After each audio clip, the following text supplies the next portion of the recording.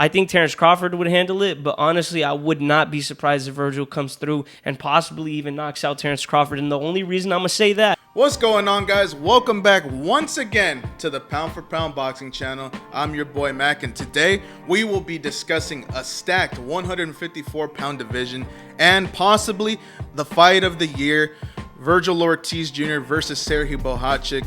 And of course, I will be handing this over to my co-host. Now, let's talk boxing. Welcome back to the Pound for Pound Boxing channel. My name's Eric. And I'm Alex. And we have a lot to talk about, man. This 154-pound is a stacked division, guys. We just saw possibly the fight of the year last night with Vergil Ortiz versus Serhiy Bohacik. Man, let me just say, those are the type of fights we need to watch every time. Yeah, man. Like, that type of fight for sure is going to be fight of the year.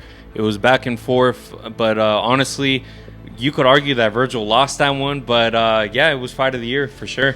I mean, I think it depends what you like watching. Of course, a lot of people like watching boxing. Some people like watching wars. Me personally, I think this is exactly, if you want to have a casual, or you want to bring someone into the sport of boxing, you want to show them what boxing is all about. That's the type of fight you want to turn on. Yeah. You know, because they both went in there. I mean, I feel like the first 4 rounds, it was really Vergil Ortiz dominating. Of course, he got knocked down. We did get that knockdown in the first round, which they overturned at first. Harvey Dock counted it as a slip, but then they went back and then they counted it as a knockdown. So, of course, you got to give that round to Bohacik. It's a 10-8 round. But after that, I feel like from round 2 to round 5, I feel like it was all Vergil. Obviously, there were some swing rounds. But I feel like after that, the middle rounds, that's when Bohacik came out and really started putting the pressure on Vergil Ortiz. But let's be honest here, though. Whenever you're the champion, even if you're an interim champion, they're supposed to give you the swing rounds. They're supposed to give you the close ones. You know, I'm pretty sure if it was the other way around with Vergil, they would have gave Vergil all those rounds. He probably would have won the fight easily. And you're completely right, but again, I think that's how they scored it. They kind of gave the swing rounds to Bohacik. I think they were giving him in his favor just because, like you said, he is the interim champion. But one thing I did like about Vergil, man, I feel like he's starting to get more versatile. I'm happy that he came back to Robert Garcia's camp because I haven't seen this Vergil since he fought Mean Machine. Mean Machine. I feel like we haven't seen this Vergil in a while just because, you know, all that time that he was cutting weight and going to the hospital, or he'd come back and have a 1-round knockout where we didn't really get to see Vergil. But off the gate in the first round, Vergil came out swinging. But that's where I disagree with you. I feel like this is Vergil, but this isn't like the Vergil that, you know, we've seen at 147. It looks like he lightweight slowed down. It looks like he got tired more easily. I feel like, you know, with this new weight class at 154, he's probably just, you know, sluggish from. Well, I think what it was, too, is, like I said, there was no gun-shy moments. He came out the first round swinging. He came out to look for a fight because I know these guys used to be sparring partners. So he just came in there and he just knew what it was right off the gate. Apart from that, what I did like about Vergil is that he started giving a flicker jab. You look like Larry Holmes out there, man. I mean, this guy was sticking and moving. He was sticking and moving. He was outboxing the taller guy at a certain point. Obviously, Bohacik would have his own, you know, his own right. He was doing really good at certain points of the fight. But that's what I liked about Vergil. I think his defense got a little bit better. You know, he learned how to slip and kind of duck, kind of look like Canelo out there in a certain sense. But Bohacik, man, this guy's a tough guy, man. I didn't really know about Bohacik before then, but I did know he had, like, you know, one fight where he didn't knock a guy out. So these guys are big volume, high knockout punchers. Yeah. Vergil showing his versatility, I feel like that would actually gives me more confidence like he would be someone like Tim Tszyu, you know, using his jab, moving and everything. But that would be a fantastic fight, and who knows who would win that one. Man, and to talk about the knockdowns, we know that he got, technically there was 2 knockdowns in the fight. I think they were, you know, they were knockdowns. It might have not been like a knockdown where he got hurt, but it was a flash knockdown, you know, where he gets hit and he falls and gets well, no, let's not say that it was a flash knockdown for the second one, because that second one he did get hit on top of the temple for sure. Got dropped. I don't know if he got hurt because every time after Vergil got up, that's what I like about Vergil, man. He has a real dog in him. He comes back up, and he reminds me of Terrence Crawford. He gets hurt. Next thing you know, he comes back up, and the rest of the round, he won. I mean, obviously, it's going to be Bohacik's round because they give him the knockdown, but the rest of that round, he was the one putting in the work, being the aggressor. Another thing I like about Vergil Ortiz is his body work, man. This guy seems like he was landing really those body shots all day and those uppercuts, man. It just seemed like that's probably what slowed Bohacik down during the middle of the fight.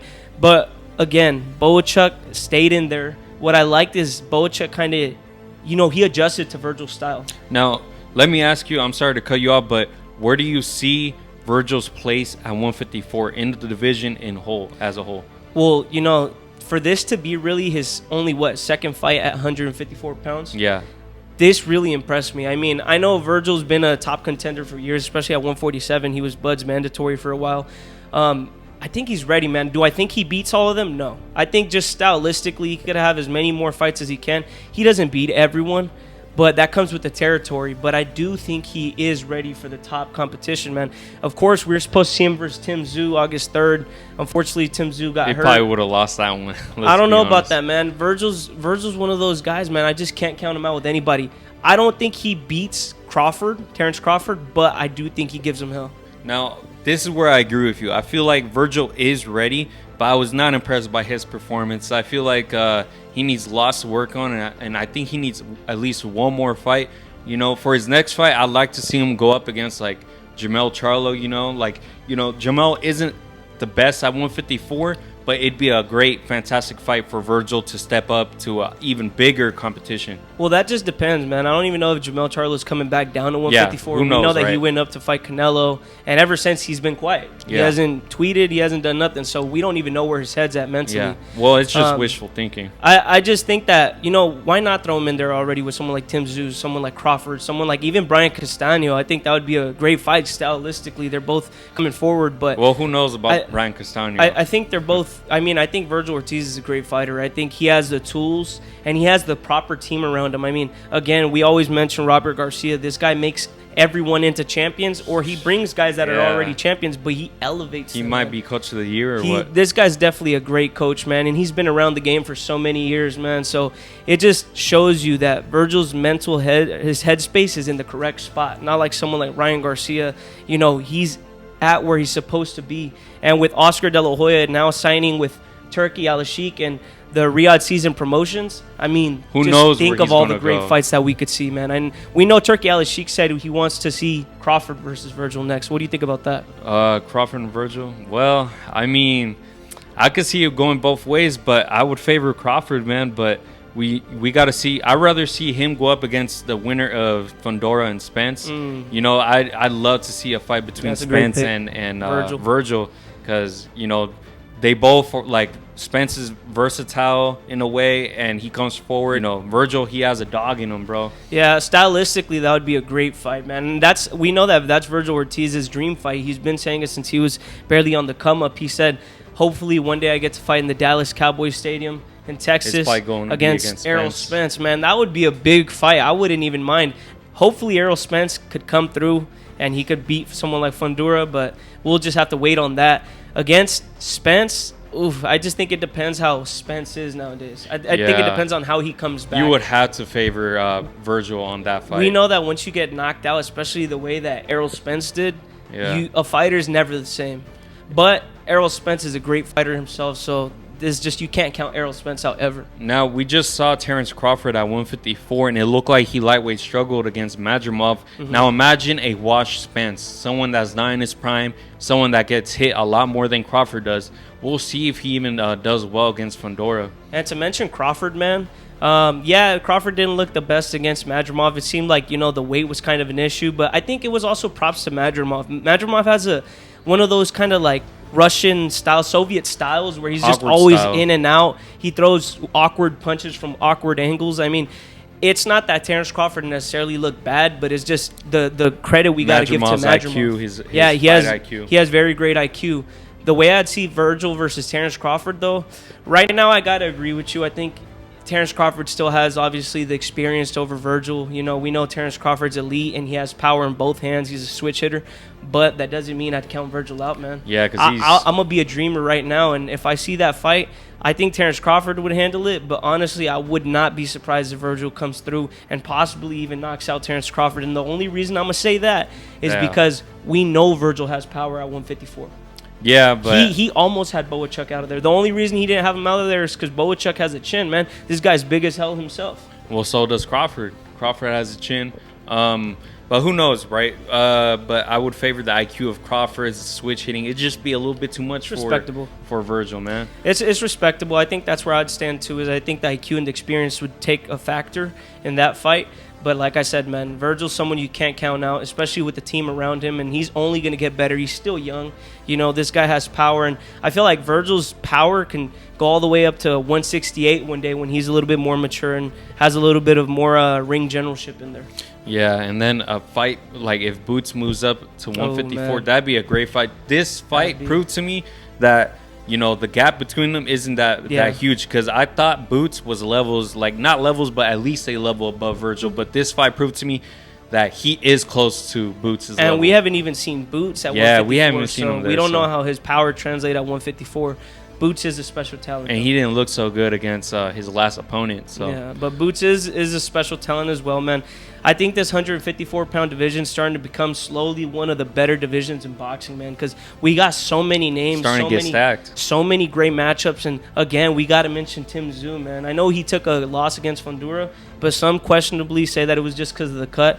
Don't forget about Tim Tszyu, guys, because that guy, he'll knock your lights out if you guys. And that'd for sure be fight of the year with Tim Tszyu and freaking Vergil, man. I wouldn't mind if Vergil fights Tim Tszyu next, and then if he somehow manages to get past him to fight Crawford or fights Spence. Crawford or Spence, man. Oh, dude, we're in for a great fight. Yeah. You know, and apart from that, I think just Vergil's gonna go places at this point as long as he keeps training, but he stays active. That's one thing that I feel like has hurt Vergil in the past, is inactivity. But would he become a champion at 154 in a stacked division like that one? He'll become a champion.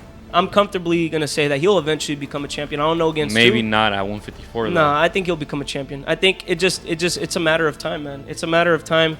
I think you can't count Vergil out because he's eventually gonna go in there and he's gonna shock the world. Yeah, well, arguably he lost his fight. I feel like the top tier competition is going to be a little bit more trickier than this interim title. So I mean, we'll have to find out. I mean, I think that we just didn't know who Boachuk was. I mean, we already knew looking at his record before this fight. Good. And even Vergil himself said that he doesn't think he was going to be able to knock this guy out because he's already sparred him, so he knows how hard he is.